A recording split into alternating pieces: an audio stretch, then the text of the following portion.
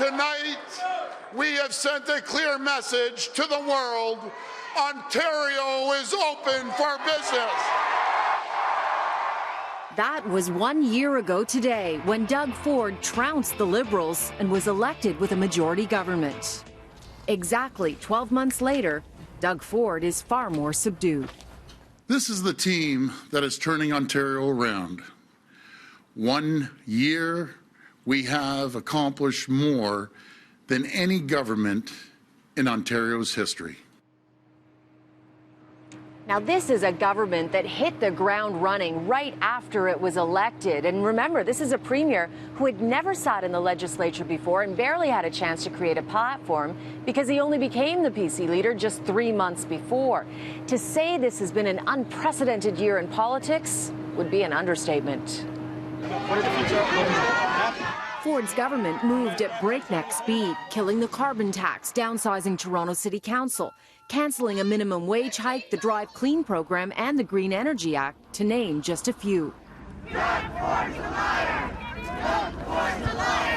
But along the way, mistakes were made. A badly rolled out autism program, retroactive cuts to municipalities, and the perception that this government is overly interested in beer sales and willing to face hundreds of millions of dollars in penalties for breaking the contract with the beer store.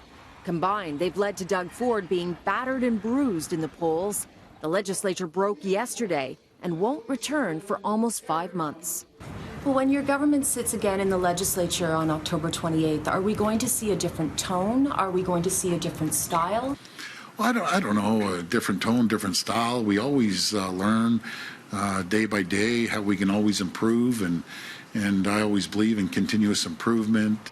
Ford's government is taking a much longer break than usual and not returning until after the federal election. Federal Conservative insiders are deeply concerned his unpopularity is hurting Andrew Scheer's chances in Ontario. Prompting speculation, Ford has been asked to lay low. I'm not going to get involved in the federal election, and we're going to continue working hard for the people of Ontario. We have our plates full.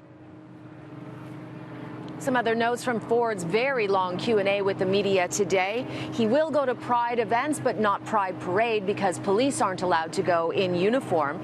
And if the beer store refuses to deliver beer to corner stores in its ongoing dispute with the government, well, Ford says they have a contingency plan for that. He also says the thing he's most proud of this past year is his budget. Now, year 2 could be very turbulent for Doug Ford's government.